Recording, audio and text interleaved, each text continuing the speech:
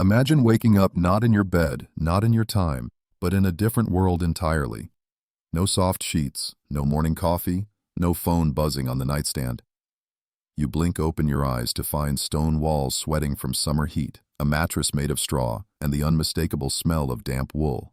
No, you're not dreaming. You're in Rome, but not the one with marble columns and laurel wreaths. You're not a senator, not a gladiator, you're not Caesar, you're you, dropped into the heart of the greatest empire in history, at the bottom of it. Let's get one thing out of the way right now. You are not Caesar, not today, not in this story. No golden laurels, no silk robes, no marble floors that echo when you walk like destiny itself is applauding your arrival. No, you're just you. A face in the crowd, a name no one will remember, a heartbeat among a million others trying to make it through the Roman sun without collapsing from hunger or heat or bad luck.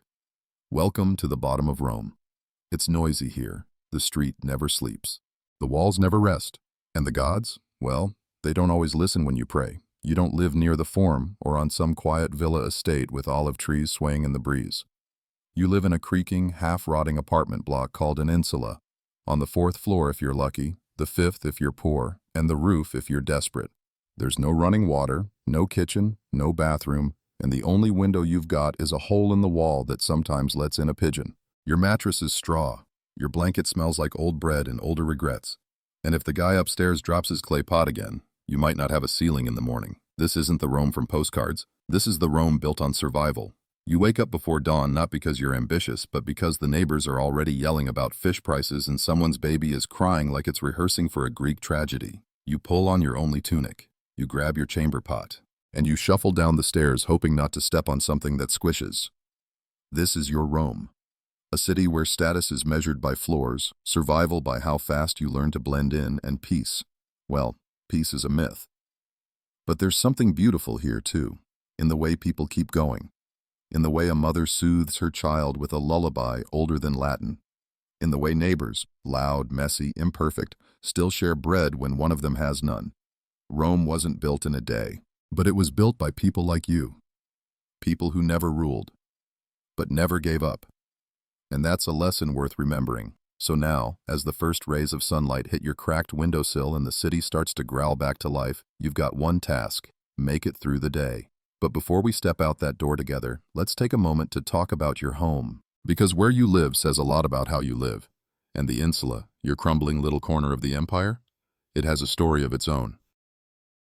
So here we are. Welcome to your insula. It's not much, but for now, it's home. Picture a tall, narrow building squeezed between others just like it. 6, sometimes 7 stories high. No elevator, no safety rails, and the staircase? It's more suggestion than structure, a steep, creaking spiral worn down by generations of sandals and stress.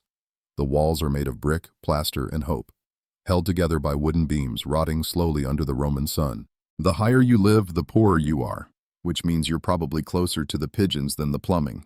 Your apartment? It's smaller than a storage closet. No insulation, no light unless you count the flickering oil lamp or that hole in the wall. In summer, it sweats. In winter, it bites.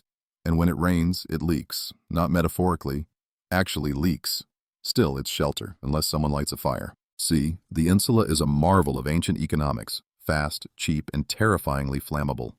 Most are built in a hurry, squeezed into every inch of available space. Some even lean ever so slightly, like they've just grown tired of holding themselves upright. And fire?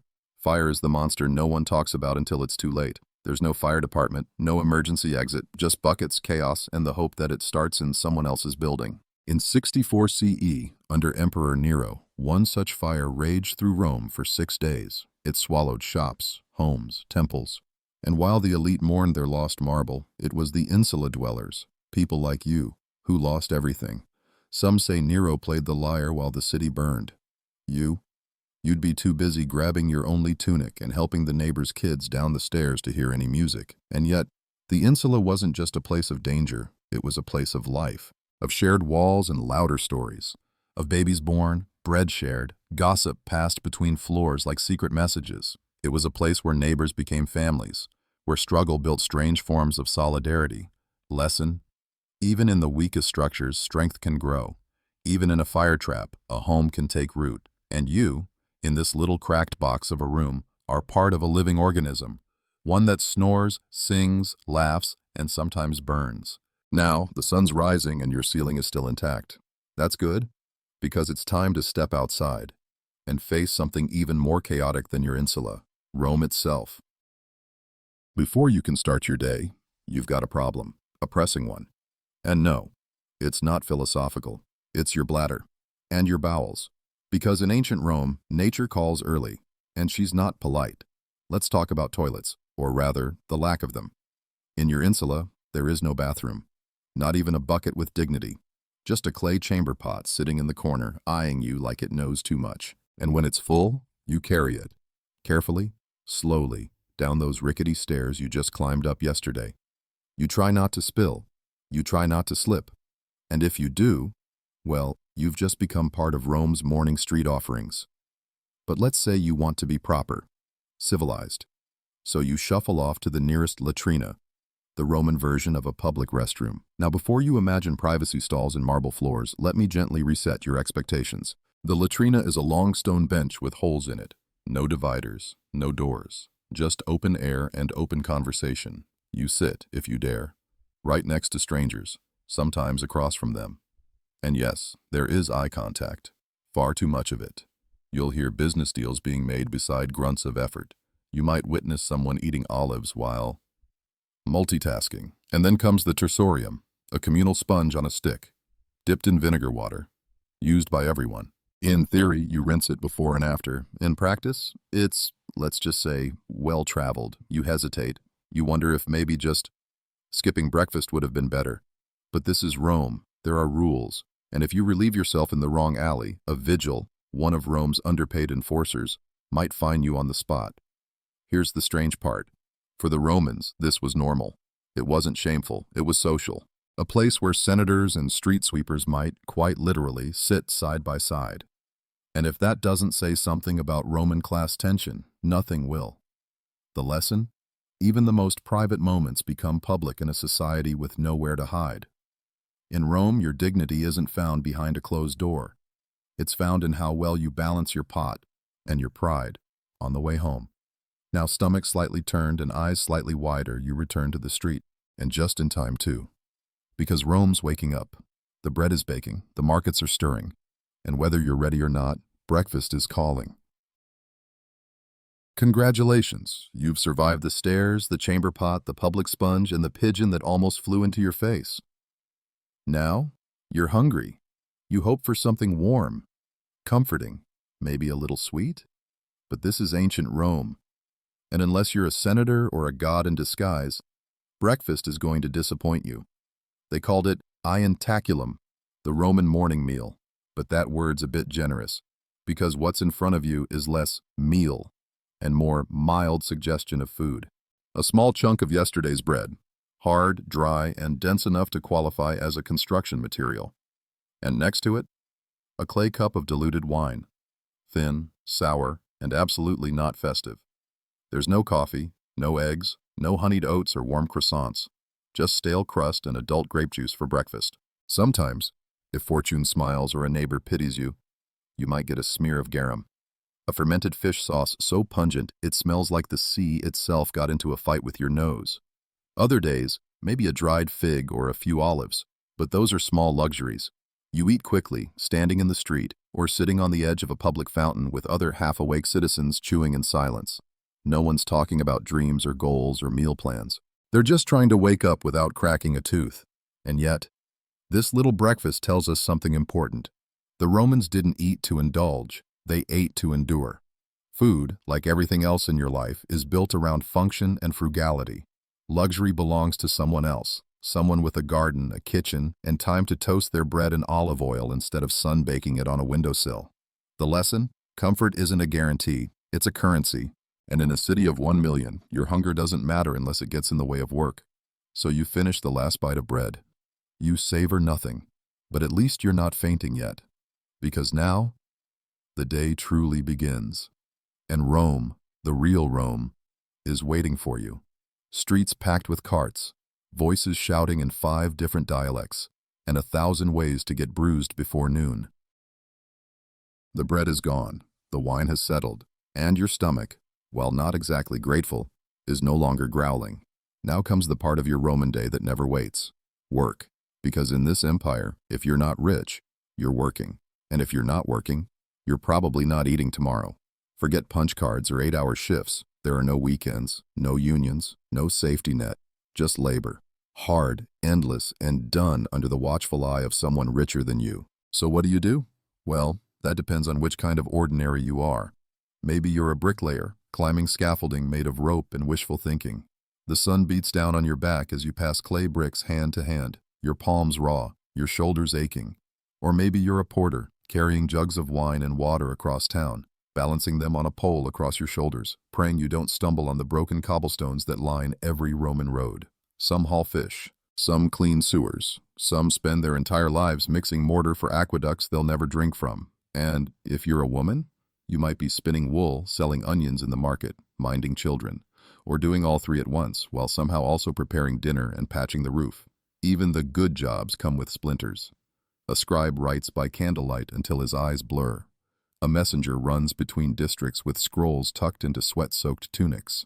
A teacher tries to keep the spoiled sons of senators from stabbing each other with styluses. No one's job is easy, and almost no one is thanked. There are no helmets, no gloves. Your tools are simple: wood, rope, your hands. Your boss, likely armed with a stick and a bad temper. And if you fall, if your back gives out, your foot slips, your lungs fill with dust, there is no insurance form, there is no paid leave, just silence. Because someone else will take your spot tomorrow. Here's the quiet truth. In ancient Rome, labor was invisible, essential, exhausting, but rarely seen by the people who benefited most. But you don't have time to resent it. You've got a quota to meet, a stomach to fill, and a roof to sleep under, assuming it doesn't collapse tonight. And yet, somehow you keep going, one step at a time, one coin at a time, not because it's glorious, but because it's yours. And in a city that worships power, endurance might be the most radical thing you own. Lesson: history remembers emperors, but it was the workers who held up the empire. Brick by backbreaking brick. And now, after hours under the sun and more than one close call with a passing cart, you're finally allowed a short break. Not to rest, but to navigate Rome itself. Let's step into the streets and see just how chaotic, dirty, and dangerously alive the Roman city really is. Narrator, gentle, wry tone. You've made it out of your insula, navigated the stairs with both knees intact, and even survived a morning's work under the Roman sun. Now, it's break time, a chance to stretch your legs, maybe fetch water, or just breathe somewhere that doesn't smell like vinegar and ash. But don't let the word break fool you, because in Rome, the streets aren't peaceful, they're a gauntlet. You step outside, and everything hits at once. The heat, the noise, the smell. It's a symphony of chaos, vendors shouting prices in 5 different accents, carts screeching over cobblestones, fish guts baking in the sun, children weaving through legs like street cats. And somewhere, always somewhere, a goat is screaming. This isn't a peaceful stroll, this is combat with better lighting. The roads, in theory, are one of Rome's great achievements, straight, solid, well-engineered. But that's if you're reading about them from a scroll, not walking on them with sandals in a full chamber pot. The center of the street? It's basically an open sewer, a channel for rainwater, and everything else. Urine, trash, animal waste, and occasionally the tragic leftovers of someone's unlucky Tuesday. If you're not careful where you step, you'll end up baptized in it. And the traffic? Carts race like chariots, despite laws banning daytime deliveries. Drivers shout. Pedestrians scatter. There are no sidewalks as we know them, just raised stones to hop across, like some lethal game of don't fall in the filth. And while you're dodging carts and stepping over stray dogs, you're also keeping a hand on your coin pouch. Pickpockets thrive here. They're fast, skilled, and somehow always younger than you'd expect. Then there's the smell. A mix of incense, smoke, sweat, and something definitely dead. It clings to your clothes and your thoughts. And once you've smelled Roman street air, you don't forget it. But here's the twist. This is the heartbeat of the city. Messy, loud, unpredictable, but alive. You see lovers arguing over figs, an old man teaching his grandson how to haggle, a woman pouring water for a stranger she's never met. It's wild, yes, but it's also real. Lesson? Sometimes the most functional systems are the ones that look like they're falling apart. Rome's streets may be chaos, but somehow they work. Not despite the noise and filth, but because of it. Because this is where lives collide, where news spreads, where the empire breathes. Still, after just 10 minutes of dodging carts, muttering prayers, and narrowly avoiding stepping in something suspicious, you're tired again, hot, sweaty, covered in dust, and what you really want right now is to feel clean. Good luck. Let's visit the Roman bathhouse and see if you come out feeling better, or just more confused. You've survived the Roman streets, barely. Your tunic's dusty, your sandals are, well, let's just say they've seen things. And your face? Sweaty, smudged, and reflecting the general exhaustion of being alive in the 1st century. There's only one place you want to go now. The baths. Ah yes, the famous thermae. Rome's grand gift to cleanliness, civility, and half-naked debates about grain taxes. And on the surface, it's impressive. Marble columns, heated floors, pools of different temperatures, a kind of ancient spa, open to rich and poor alike. But here's the thing about Roman baths. They don't actually make you clean. Let's walk through it together. First, you pay a small fee, unless your patron's footing the bill today. Then you undress in the apoditerium, the changing room. Your clothes go into a cubby. No locks, no guards, just hope. You move into the tepidarium, the warm room, to ease in. Then the caldarium, the hot room, like a sauna, but full of people arguing about politics and sweating onto the floor. You might get a rub down with oil, and then, here's the Roman twist. Someone scrapes the oil, sweat, and dirt off you with a curved bronze blade called a strigil. Clean? Not really. Satisfying? Surprisingly, yes. Finally, you dip into the frigidarium, the cold pool. It's brisk, it's jarring. It's also full of every other bather's sweat, grime, and whatever was missed by the strigil. Because here's the secret no one likes to admit. The water doesn't get changed often. There's no chlorine, no filtration, just ancient optimism and shared immune systems. And the plumbing? Rome's aqueducts are a marvel, yes. But the pipes are often made of lead. Beautiful, efficient, and slowly poisoning everyone. Historians still debate how much it affected the population, but chronic fatigue, infertility, and foggy thinking were definitely a thing. So you walk out of the baths feeling refreshed-ish, still sweaty, still dusty, but less alone in your grime. Because here's the beauty of it all. The baths weren't about getting clean. They were about community, a place to talk, to laugh, to hear the latest gossip, to feel, for just a little while, like you belong somewhere. Even if the guy next to you is clipping his toenails into the pool. Lesson? Sometimes what we call clean has more to do with connection than perfection. And sometimes a shared soak, bacteria and all, is what keeps a city human. You dry off with your tunic, you nod goodbye to your neighbor, and you step back into the sunlight. A little lighter. Not because you're cleaner, but because, for a few moments, you felt something like rest. But don't get too comfortable. Because if the bath was about illusion, the Roman healthcare system, it's about survival. Let's take a closer look at what happens when you get hurt, and why Roman doctors were both miracle workers and mild nightmares. You've slipped on a wet stair, or maybe you've pulled something carrying that third amphora of wine, or maybe it's just the dust and stress and questionable fish sauce finally catching up to you. Either way, you're not well. And now comes a terrifying thought. You need a doctor. But this is ancient Rome. And medicine here? It's a fascinating mix of Greek philosophy, blind faith, and herbal optimism. You find your way to the local medicus. He greets you in a tunic stained with things you'd rather not think about. No medical license, no sterile gloves, just a table, a few bronze tools, and confidence. Your symptoms? Fatigue, dizziness, maybe a slight fever. His diagnosis? Too much blood, or maybe not enough bile. You see, Roman medicine still believes in the 4 humors: blood, phlegm, yellow bile, and black bile. Health, they say, is just a matter of keeping those in balance, which, in practice, usually means letting something out. So he grabs the leeches, or worse, a knife. Because bloodletting is the cure for nearly everything. Headache? Cut your arm. Melancholy? Open a vein. Bad dreams? Try a nice leech on the neck. Anesthesia? That's not a thing. You grip the edge of the table and try not to scream louder than the last guy. If things get more serious, surgery is possible.